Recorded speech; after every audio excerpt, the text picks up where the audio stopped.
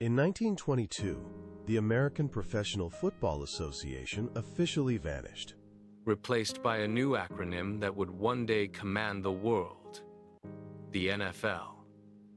The paperwork was signed, the bylaws were updated, and the league entered a new era. Yet, the change did not move the needle of the American public. Across the country, the air was thick with the crack of baseball bats and the roar of crowds cheering for home runs. Professional football was not even a whisper in that conversation. It was a chaotic, secondary spectacle, a sideshow that existed in the margins of the sporting calendar. Investors looked at the ledgers and saw red ink. Fans looked at the Sunday schedule and chose the local cinema or the town square instead. The rebrand was supposed to bring legitimacy, but as the ink dried on the new charters, the reality remained stubborn. The game was stagnant.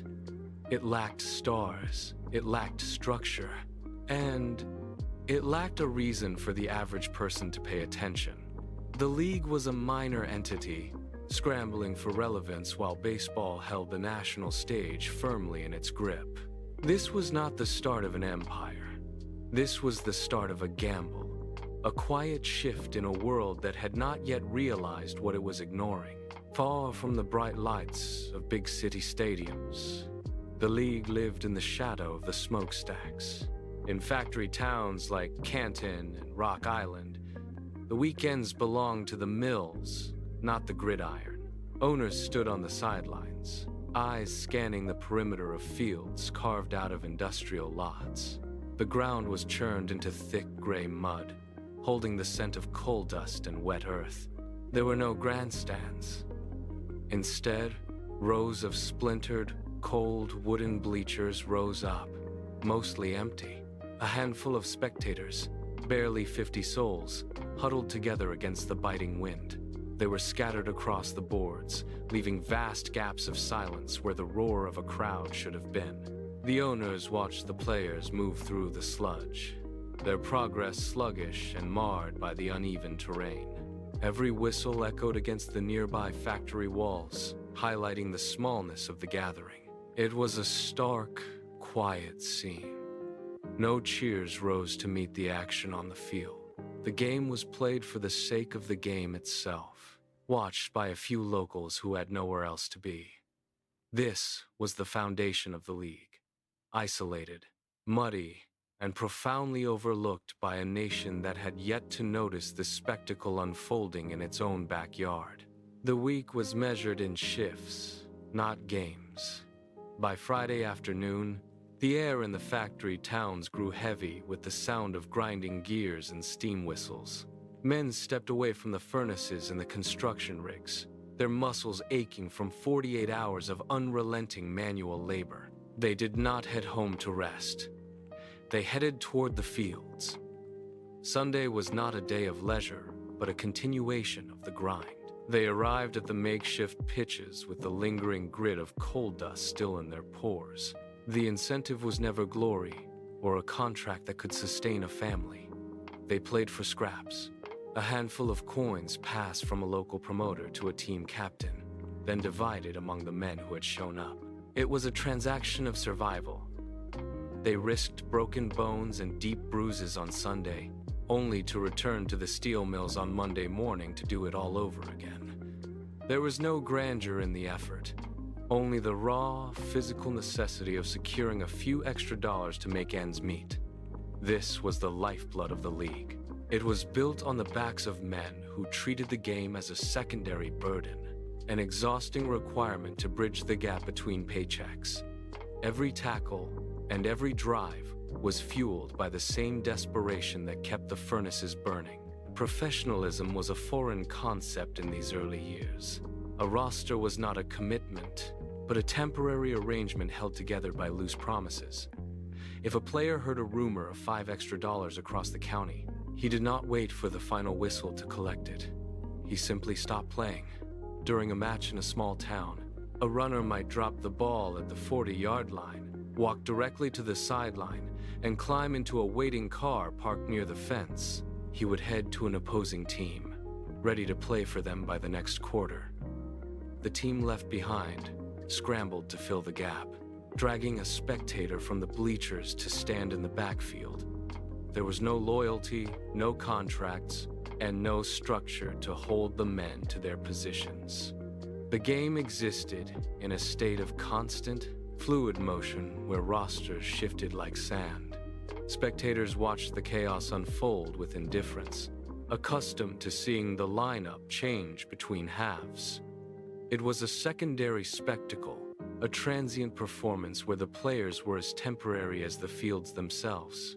Without a solid foundation, the league remained a collection of fragments, unable to secure the devotion of its own participants.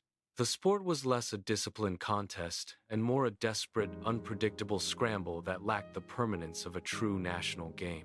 The instability of the previous years had already left the league fragile, but it was not prepared for the seismic shift of 1929. The economic foundation of the nation did not merely crack, it shattered. The crash arrived like a physical strike, a sudden, brutal force that swept through every factory town and every urban center simultaneously. Where there had been a tenuous flow of money, there was now a vacuum. The momentum that had allowed teams to scrape by on local gate receipts evaporated. The atmosphere in the league offices shifted from casual disorganization to a state of sharp, immediate alarm. The national conversation turned away from leisure and spectacle entirely, replaced by the grim reality of survival. As the economy recoiled, the ripple effect hit the gridiron with devastating precision. The local promoters who had once subsidized the games found their own resources drying up. The link between the struggling teams and the public began to fray under the weight of widespread financial panic. It was no longer a matter of players jumping teams for better pay. It was a matter of whether the teams would exist to play at all. The league stood exposed, a secondary attraction caught in the path of a collapsing national order, watching as the horizon darkened and the very ground beneath the sport began to give way. The panic did not remain abstract for long.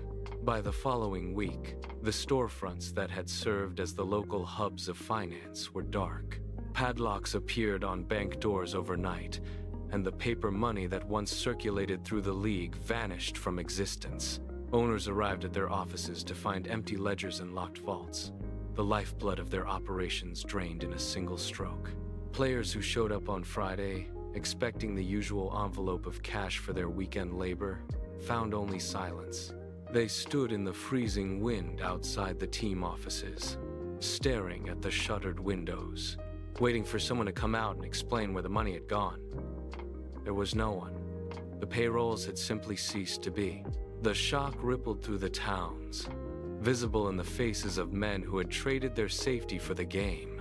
Every transaction, every promise of payment, and every small sponsorship agreement died the moment the banks failed. The owners were left holding nothing but debt and the remnants of a ledger that no longer mattered. They looked at their rosters and realized they were bankrupt in a world that had suddenly stopped spending. The financial infrastructure of the league had evaporated, leaving behind only the cold, hard reality of total insolvency. The collapse moved faster than the league could react. Within days, the schedule became a list of ghosts. Teams that had anchored their towns for years simply ceased to exist, their rosters scattering before the season could reach its halfway point. In Canton, the gates remained shut on a Sunday that should have been filled with noise. The wooden bleachers sat empty, exposed to the rain, while the chalk lines on the field slowly washed away into the mud. Across the country, the pattern repeated. One franchise after another posted notices of withdrawal, citing the total lack of funds to cover travel or equipment. The dreams of owners who had poured their lives into these programs turned to dust in a single afternoon. Players walked away from their gear in the middle of practice, leaving helmets and pads in the dirt as they returned to the factories to look for any work that remained. The stadium stood as hollow monuments to a game that no one could afford to watch. Every town that lost its team felt the sudden, jarring void where the Sunday spectacle had once been.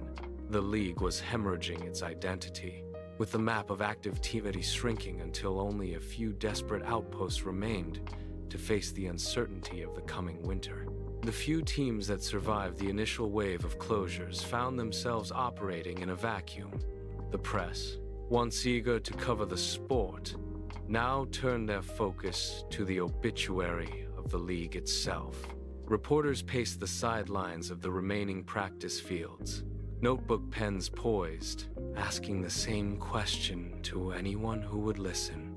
Is this the end? Every game felt like a funeral for the sport. Owners huddled in unheated back rooms, their breath visible in the air, arguing over whether to cancel the remainder of the season entirely. The public watched from the periphery, skeptical that a game built on such thin margins could ever recover. The atmosphere was thick with the expectation of total failure. Every tackle, every run, and every pass played out under the scrutiny of an audience that believed they were watching the final days of a dying spectacle. The league existed now only on paper, a fragile collection of IOUs and stubborn pride. With no money in the coffers and the national interest turning elsewhere, the organization stood at a precipice. The question of survival was no longer a matter of strategy. It had become a matter of pure, blind endurance against a world that had clearly moved on. The pressure on the league was no longer confined to the balance sheet. A new, sharper criticism emerged from the editorial pages of the major newspapers. Critics began to frame the sport not just as a financial failure, but as a moral one. They pointed to the brutal, uncoordinated collisions on the field as evidence of a game that lacked discipline and purpose. They called it a savage spectacle, arguing that in a time of breadlines and economic ruin, the spectacle of grown men battering each other in the mud was a reckless indulgence. This rhetoric gained traction, casting a shadow over the few remaining franchises. The charge of fiscal irresponsibility became linked to the charge of mindless violence. Every injury sustained on the field was now used as ammunition by opponents who wanted the league gone for good. They argued that the sport offered nothing to a society struggling to rebuild. It was painted as a dangerous distraction, a relic of a more careless era that deserved to be swept away along with the failing banks. The narrative took hold. The league was not just broke, it was unfit. This moral weight pushed the organization into a corner, making the threat of total closure feel like an inevitable social correction rather than a simple business failure. While critics debated the morality of the sport, the reality on the field provided little to defend. The games unfolded with agonizing slowness. Teams lined up in tight, conservative formations, pushing into the mud for incremental gains that rarely resulted in a score. Drives stalled at midfield, punts were frequent, and excitement was non-existent. For the few spectators huddled on wooden bleachers, the spectacle offered no relief from the harsh economic climate of the decade. They watched as players struggled to move the ball, the action bogged down by outdated tactics that prioritized safety over speed. There was no aerial attack to stir the crowd, no rhythm to the movement, and no narrative arc to the play.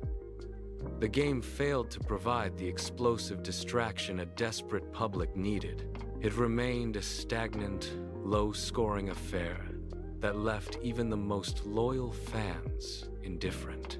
When a game ended, the score often reflected a struggle that felt more like an endurance test than a competition. The lack of innovation meant the sport was losing its audience 1 yard at a time. The public, facing breadlines and joblessness, looked for something to ignite their spirits, but the league continued to offer only the same dull, grinding repetition, further alienating the very people it needed to survive. The end of the season brought no resolution, only a cascade of conflicting claims.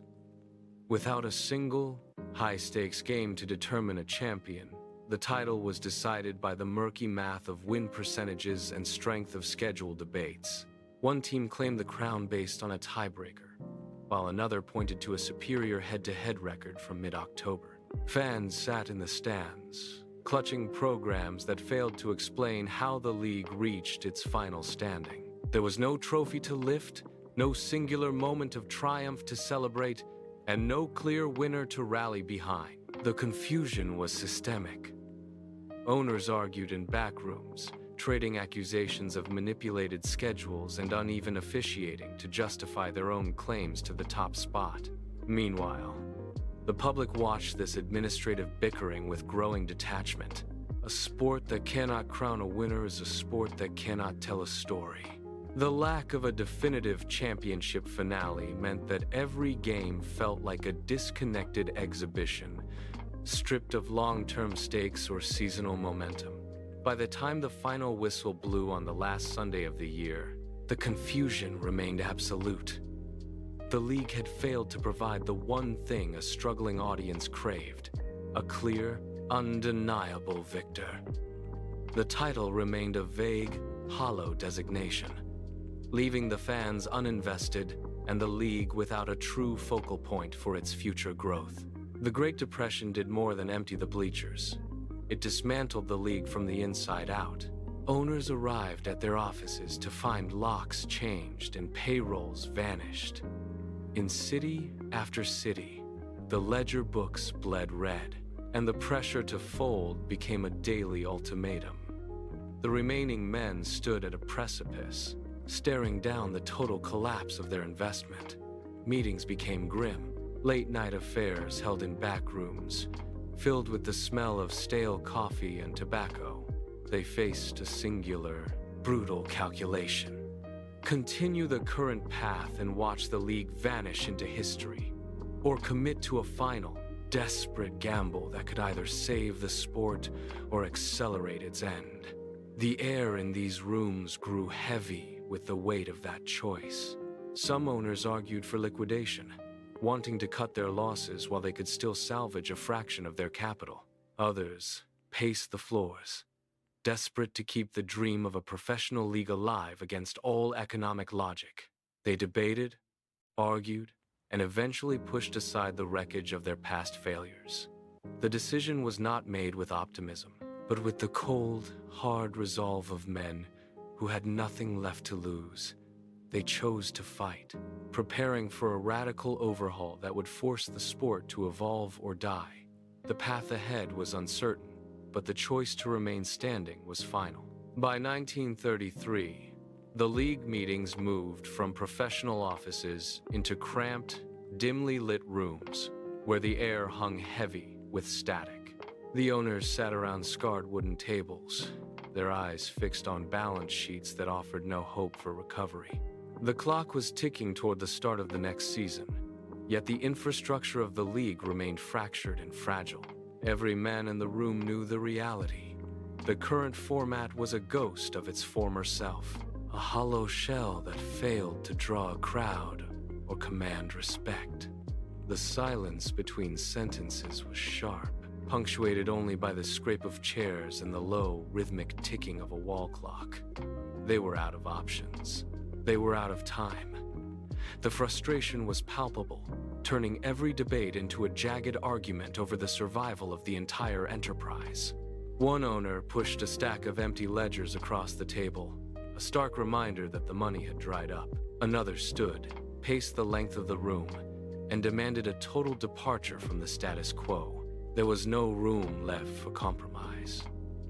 The desperation was absolute, transforming the meeting into a crucible for change.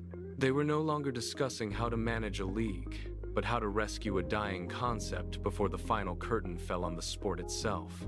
A single document hit the table, its edges worn from constant revision. It was the proposal for a total overhaul, a blueprint that stripped away the grind of the old game in favor of speed. The room went cold. For years, the sport had been defined by a slow, brutal push for inches, and this text demanded the forward pass become the primary weapon of every team. One owner stood, his hand trembling as he jabbed a finger at the new rulebook, claiming it would turn football into a circus. He argued that the fans came for the collision, not the spectacle of a ball in flight. The counter-argument came swift and sharp, cutting through the hesitation. If they did not change, there would be no fans left to witness anything at all. The tension shifted from the fear of failure to the fear of transformation. Men who had built their reputations on the old, stagnant way of play were now forced to weigh the survival of their franchises against the complete abandonment of their traditions.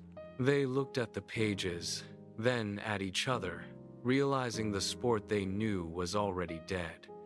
The ink was barely dry, but the weight of the decision settled over the room like a shroud. They were about to rewrite the DNA of the game, and there would be no turning back once the vote was called. The ink on the new rulebook was still wet, but the consequences were already vibrating through the league offices. Outside, the world remained trapped in the grip of the Great Depression.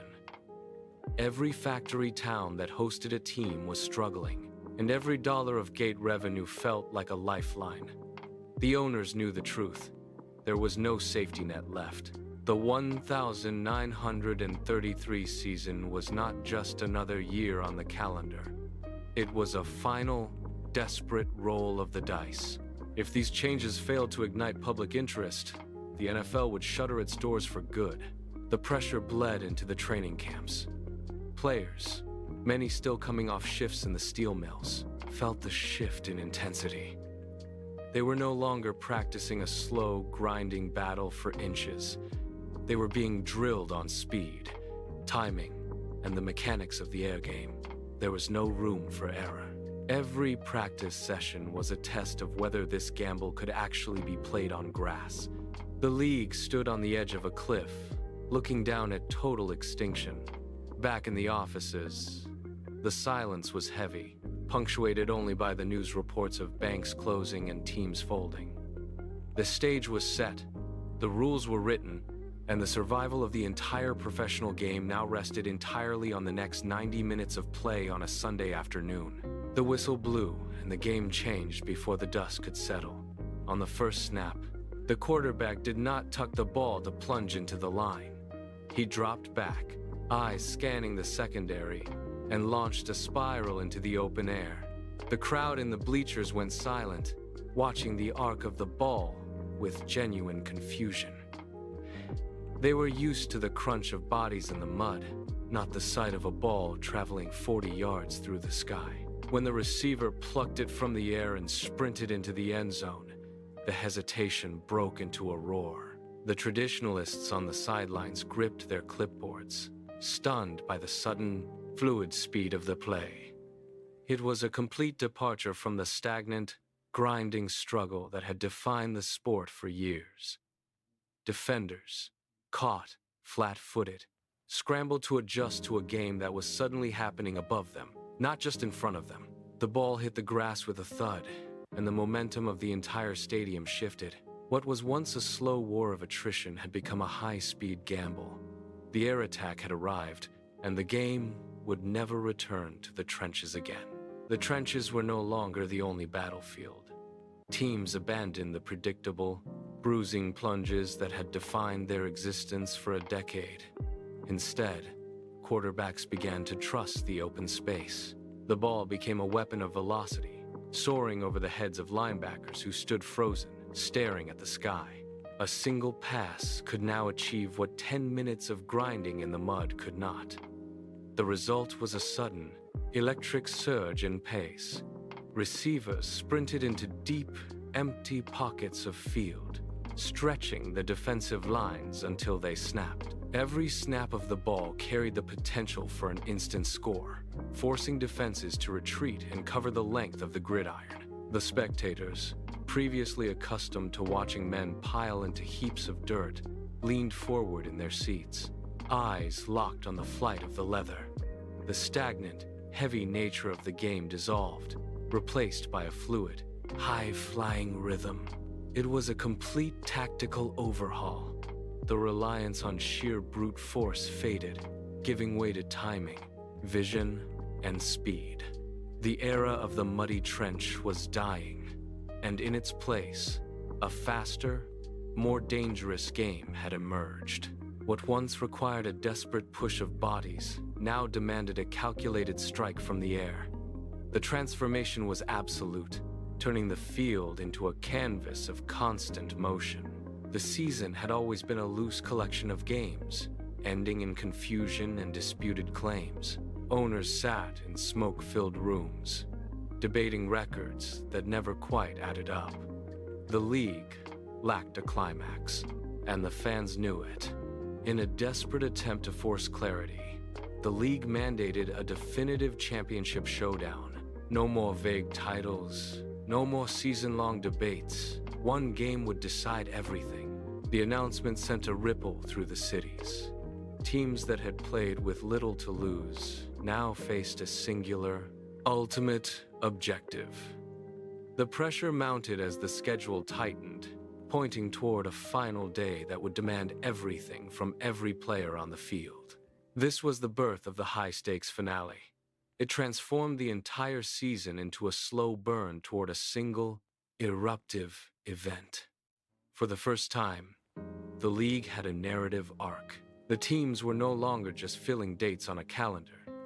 They were fighting for the right to stand at the end of the year as the sole victors. The ambiguity that had plagued professional football for years evaporated, replaced by the sharp, undeniable reality of a winner-take-all confrontation. The path to the title was now a straight line, and every snap of the ball was a step closer to the final showdown. The league had found its structure, but it still lacked a pulse. It needed a catalyst, someone who could transform a game into a phenomenon. That man stepped off the train and onto the field with a reputation built in the college ranks that made the professional owners take notice. This was Red Grange. As he walked toward the center of the gridiron, the usual scattered conversations in the stands died down. There was an undeniable weight to his presence, a shift in the air that alerted everyone present that the game was changing. He tested the turf with his cleats, looked toward the opposing line, and assumed his stance. The silence in the stadium grew heavy, expectant, and sharp. When the ball snapped, he moved with a rhythm that defied the standard defensive schemes. He cut through the middle, eluded the first tackle, and pushed into open space. The crowd, previously calm, surged to their feet. The sound grew from a low hum to a roar that rattled the wooden bleachers. It was no longer just a contest of teams. It was a showcase. With every stride he took, the league's desperation for a hero vanished, replaced by the realization that they had finally found the face of a new era. The ink on the contract had barely dried when the world began to change. Reporters arrived in waves, crowding the offices and filling the hallways with the constant clatter of typewriters and the sharp, sudden flashes of magnesium bulbs. They were not just here for a game. They were here for the story. Every word spoken by Red Grange was recorded, transcribed, and rushed to the printing presses before the day ended. The news traveled faster than the league had ever moved on its own. In cities where professional football had been a secondary thought, the morning papers now carried bold headlines that could not be ignored. Editors who previously dismissed the sport as a chaotic weekend distraction now demanded daily reports. The office phones rang continuously as journalists fought for exclusive interviews and local updates. This was the moment the league stepped out of the shadows of the factory towns and into the glare of national scrutiny. The skepticism that had once surrounded the sport was drowned out by the sheer volume of the coverage. Pro football was no longer a regional curiosity. It was a front-page sensation that demanded the attention of the entire country. The impact of the headlines was immediate and physical. By the following dawn, lines snaked around the perimeter of the stadiums, with thousands of people waiting for the ticket windows to slide open Men in flat caps and laborers from the nearby plants stood shoulder to shoulder, clutching crumpled bills, all desperate to secure a spot before the gates closed. Inside the league offices, the change was measured in stacks of cash and the frantic pace of clerks struggling to manage the influx. The empty, rotting wood of the bleachers, which had stood hollow for years, now groaned under the weight of capacity crowds. Every seat was occupied. Every standing room corner was claimed. When the turnstiles spun, they did not stop for hours. The sound of the crowd became a constant, rhythmic roar that drowned out the city streets outside. Owners who had once watched games in near total isolation now stood on the sidelines, dwarfed by the sheer mass of humanity filling the stands. The gamble had paid off with a force that no one could ignore. Professional football had proven its viability, transitioning from a desperate, failing experiment into an attraction that could command the loyalty of an entire city, one sold-out stadium at a time. While the crowds provided the momentum, the league needed more than popularity to survive the decade. It needed a foundation that could withstand the inevitable ebbs and flows of interest. George Halas recognized that the era of players drifting between teams on a weekly whim had to end. He demanded loyalty, and he backed it with signed contracts that held weight. In Chicago, the Bears became the blueprint for this new order. Halas enforced a rigorous schedule, demanding that his players report to training camps with the same discipline as a factory shift. The chaos of the early years, where rosters shifted like the wind, was replaced by a rigid, reliable core. He built a system where the team identity remained consistent, regardless of which individual stepped onto the field. This was the birth of professional continuity. Players began to see themselves as part of a lasting institution rather than a temporary side hustle. As the Bears established this standard, other owners followed, tightening their own operations and prioritizing long-term stability over short-term gains. The league was no longer a collection of loosely affiliated clubs playing for scraps. It was transforming into a structured enterprise, anchored by a team that demanded respect and operated with unwavering professional intent. A foundation in the Midwest was a beginning, but the league still lacked a national voice. To survive, it needed the attention of the country's most influential center. The entry of the New York Giants provided exactly that. By planting a flagship franchise in the heart of the nation's media capital, the league effectively forced its way into the daily conversation of the East Coast. Reporters who had previously ignored the sport suddenly found themselves covering it to satisfy a massive, urban appetite. The impact was immediate. Where once there were only regional bulletins, now there were headlines in metropolitan papers that reached millions. The Giants brought a level of scrutiny and prestige that the small-town clubs had never known. Every game in New York became a test of the league's legitimacy, drawing the gaze of critics, financiers, and the general public alike. This was no longer just about filling bleachers in a factory town. It was about commanding the attention of the entire country.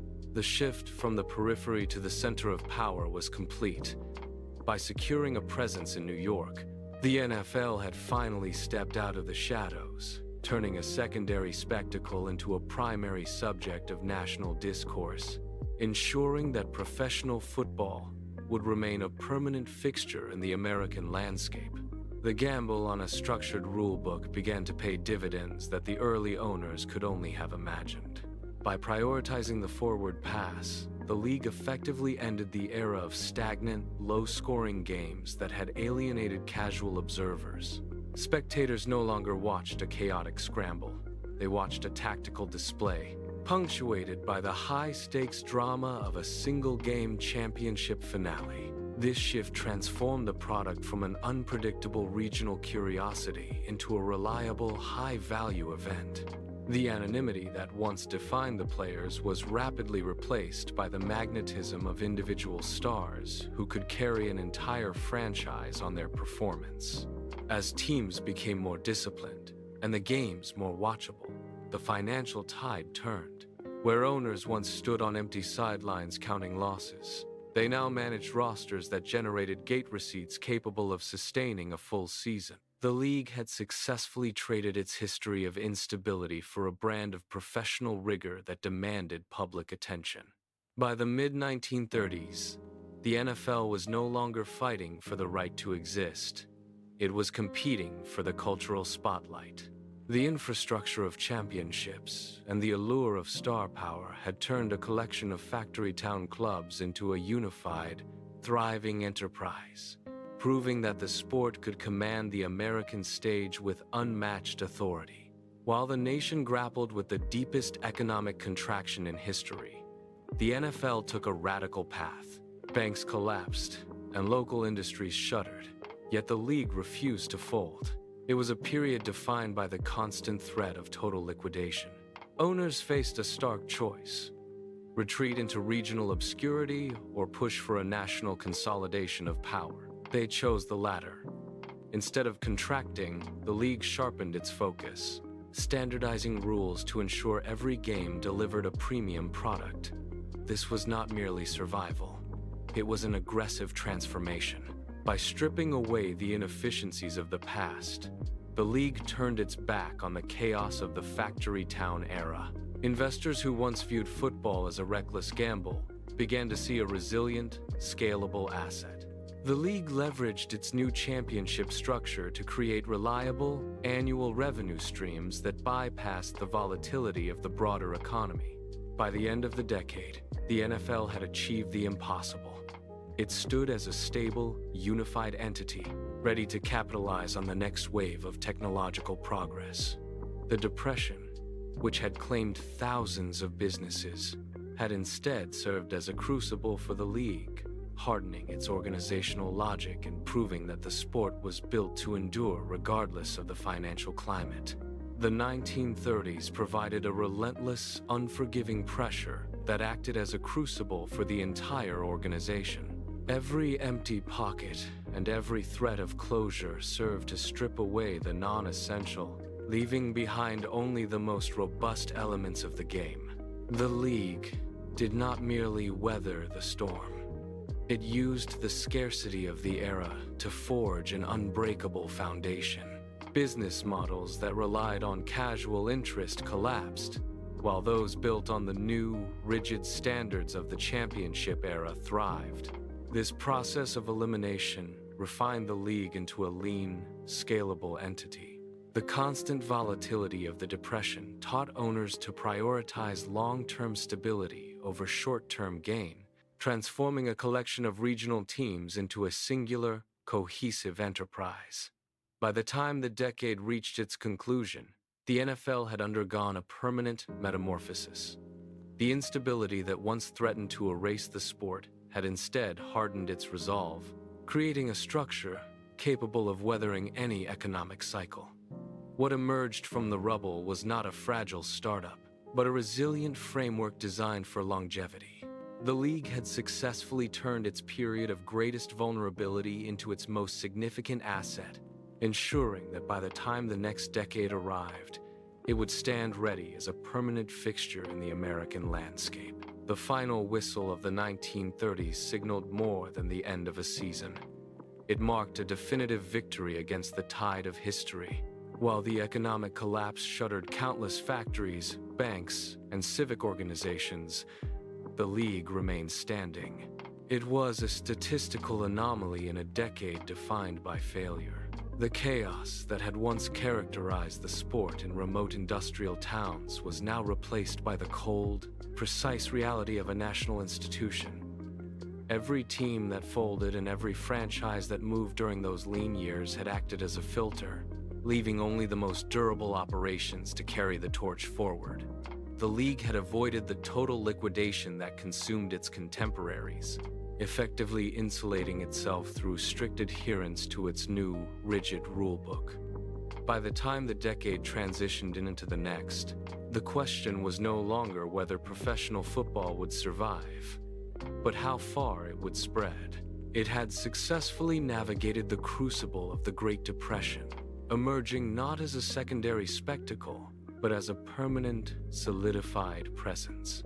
The game had outlasted its critics and its financial threats, securing a future that would soon transcend the boundaries of the stadiums themselves.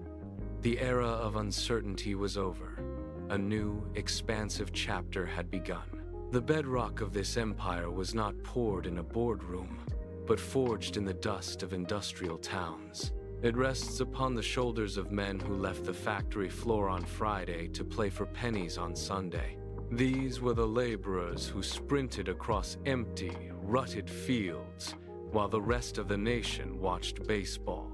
Their collective struggle, once dismissed as chaotic and secondary, became the structural integrity of the modern league. Every mid-game departure and every unpaid payroll during those lean years served as a building block for the system that stands today. The grit of those early, unglamorous matches provided the necessary density to support a growing national footprint. It was a transformation of sacrifice into permanence. When Red Grange and his contemporaries stepped onto those fields, they were not just playing a game. They were validating the labor of those who came before them. The league solidified because it learned to honor the resilience of its own history. Today, that foundation remains immovable. The transition from a collection of desperate, folding teams to a singular, undisputed authority was completed by the sheer refusal of those early participants to let the sport fade away. The empire is built on the sweat of the forgotten, now enshrined in the permanence of the institution. With the foundation secure, the league turned its gaze toward the horizon. The era of the stadium as the sole vessel for the sport was nearing its expiration. A new, invisible medium waited in the wings, ready to dissolve the physical boundaries of the gridiron. Television was no longer a distant curiosity, but an approaching reality that promised to carry the game into every home in the nation. This shift would fundamentally alter the relationship between the athlete and the audience, turning a Saturday or Sunday spectacle into a synchronized event. The league had already proven it could withstand economic collapse and internal instability. Now, it prepared to harness the power of mass communication. The silence of the empty bleachers would soon be replaced by the roar of millions of unseen viewers. It was the final catalyst required to elevate the sport from a regional pastime to a global cultural obsession. The mechanics of the game were ready. The infrastructure was set. Only the signal remained to be broadcast. As the decade turned, the sport stood on the precipice of an age where distance would no longer matter, and the reach of the game would become truly limitless. The 1933 gamble stands as the most critical pivot in the history of the sport. It was not merely a change in the rulebook, but a fundamental shift in philosophy that prioritized high-stakes drama over the stagnant traditions of the past.